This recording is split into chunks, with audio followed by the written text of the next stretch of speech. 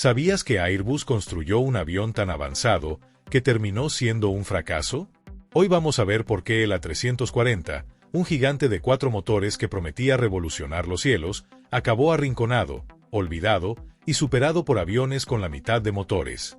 Pero antes, suscríbete al canal si te gusta la aviación contada con pasión. Aquí no hay relleno, solo historias potentes. El nacimiento de un gigante. A finales de los 80, Airbus estaba hambrienta. Ya había sorprendido al mundo con el A300 y el A310, pero sabía que para competir con los grandes, tenía que ir a lo grande. Literalmente. Y grande fue el A340. La idea era ambiciosa: crear un avión capaz de conectar ciudades distantes sin escalas, sin depender de escalas molestas ni limitaciones por tener pocos motores. Porque sí, en ese momento, los aviones bimotores tenían restricciones muy severas.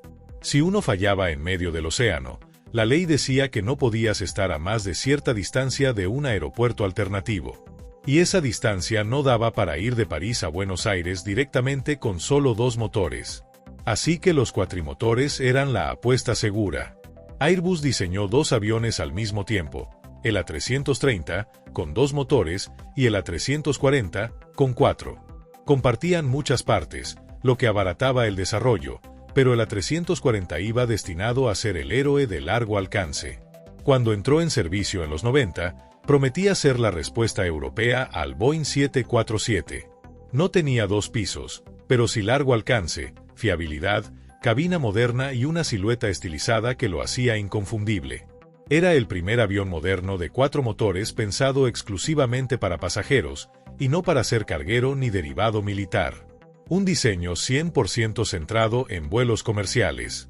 Las aerolíneas lo recibieron con entusiasmo: Lufthansa, Air France, Iberia, South African Airways. Todas vieron en él la oportunidad de conectar sus ciudades sin preocuparse por ETOPS ni repostajes intermedios. Parecía que Airbus lo había conseguido: crear un avión pensado para gobernar los cielos del siglo XXI, justo antes de que el mundo cambiara completamente.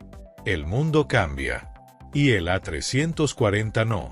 El A340 nació en el momento justo, para ser superado al poco tiempo. Porque mientras Airbus celebraba su entrada triunfal en el segmento del largo alcance, Boeing se preparaba para algo que lo iba a cambiar todo: el 777.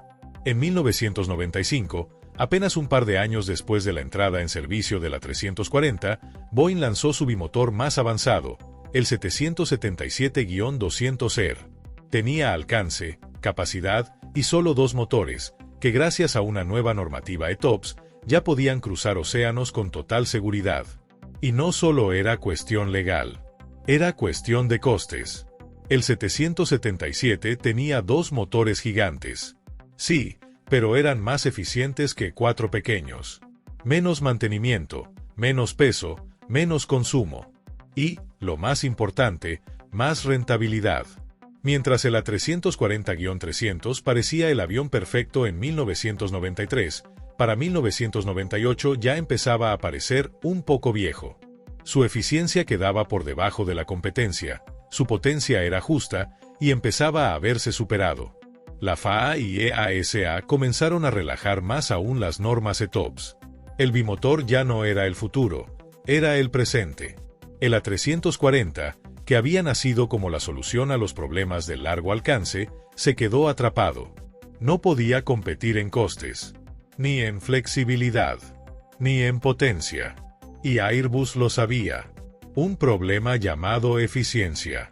Los primeros A340 estaban equipados con motores CFM56. Motores fiables, sí, pero limitados en potencia. Tan limitados que a la A340-200 y -300 se les acusó durante años de estar submotorizados. Les costaba despegar en aeropuertos de altitud, como Johannesburgo o Bogotá, y necesitaban pistas largas para levantar el vuelo.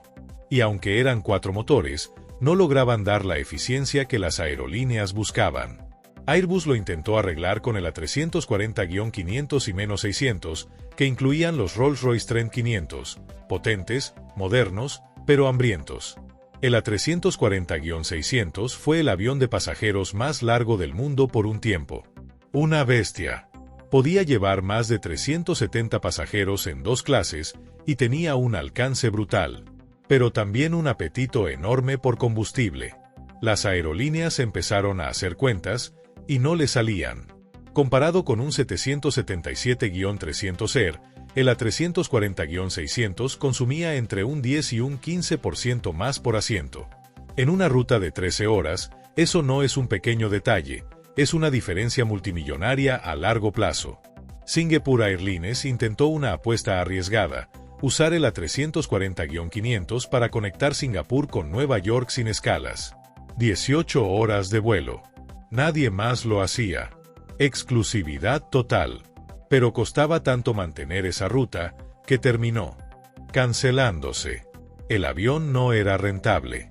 Por más que fuera cómodo, moderno y capaz, quemaba demasiado combustible. Y esto, a la larga, marcó su destino. Clientes cada vez más fríos. El mercado no perdona.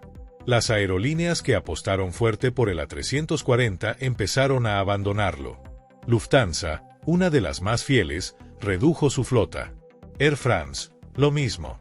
Iberia, South African Airways, Qatar Airways, Etihad, una tras otra, empezaron a sustituir sus A340 por bimotores, primero 777, luego A330 y finalmente A350.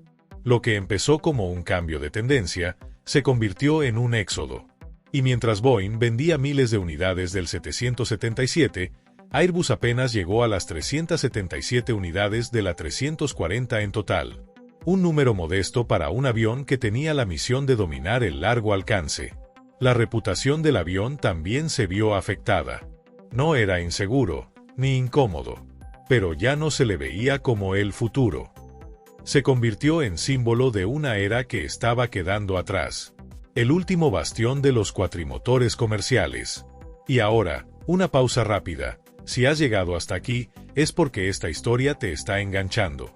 Dale like al video, suscríbete y déjame un comentario diciendo si alguna vez volaste en una 340. ¿Qué te pareció? Seguimos. El comienzo del fin. Airbus tomó una decisión dura en 2011. Se acababa la producción de la 340. La fábrica de Toulouse se despidió en silencio. Sin homenajes. Sin lágrimas. Un final que casi parecía pasar desapercibido. Como si Airbus no quisiera hablar mucho del tema. Y es que en el fondo, ya tenía al heredero listo, el A350. Todo lo que el A340 quiso ser, el A350 lo fue, y mucho más. Materiales compuestos, consumo optimizado, motores ultramodernos, más alcance, más confort, menos costes. El A350 fue, en muchos sentidos, la redención del A340. Las aerolíneas que antes compraban el cuatrimotor, ahora se lanzaban al nuevo bimotor. Qatar, Singapore, Lufthansa, Cathay, LATAM, todas encontraron en el A350 lo que habían perdido en el A340, rendimiento, economía, largo alcance. Y mientras el A350 despegaba como éxito comercial, el A340 era aparcado. Silenciosamente. Irónicamente. De héroe de largo alcance, a reserva de última hora. ¿Un fracaso total? Pero decir que el A340 fue un desastre sería injusto. Voló algunas de las rutas más complicadas del mundo. Fue pionero en vuelos polares. Demostró que Europa podía construir un avión de gran alcance sin copiar a Boeing. Y permitió que Airbus aprendiera, desarrollara, evolucionara. Sin el A340, no habría A350. Así de simple. Y muchas aerolíneas lo amaron mientras pudieron. Iberia lo usó para toda su red americana durante más de 15 años. Lufthansa lo mantuvo como caballo de batalla. South African lo prefirió incluso por encima del 777 por un tiempo, por su rendimiento en altitud. El A340 también era un avión noble, cómodo, confiable, estable. Muchos pilotos lo describen como una maravilla para volar. Y los pasajeros, especialmente en la clase business, lo recuerdan como un avión silencioso, espacioso, relajante. Fue, en definitiva, un avión adelantado a su tiempo y atrapado en una transición tecnológica brutal. ¿Dónde están ahora? Hoy, el A340 es una especie en retirada. Lufthansa aún mantiene algunos operativos, aunque cada vez menos. MAN Air en Irán sigue volando varios. Algunos gobiernos lo usan como jet presidencial o avión de transporte estratégico. El gobierno alemán, por ejemplo, tenía varios A340-300 y A340-600. Otros han encontrado un segundo aire como cargueros, adaptados para transportar materiales pesados o incluso vacunas durante la pandemia. Algunos, los más afortunados, descansan en museos o han sido preservados para entrenamiento. Pero la mayoría están estacionados en el desierto. En Victorville, en Teruel, en Mojave. Sus alas quietas. Sus motores sellados. Esperando una segunda oportunidad que quizá nunca llegue. Y sin embargo, ver uno despegar hoy es un espectáculo. No solo por lo raro que es, sino porque representa una época de la aviación que ya no volverá. Una era de gigantes de 4 motores, de vuelos sin escalas imposibles, de aviones que soñaban con conquistar el mundo desde el cielo. Si te ha gustado esta historia y quieres que hagamos más así, suscríbete, deja tu like y dime en los comentarios qué otro avión te gustaría que contáramos. Aquí hablamos de aviación, con alma. Nos vemos en el próximo vuelo.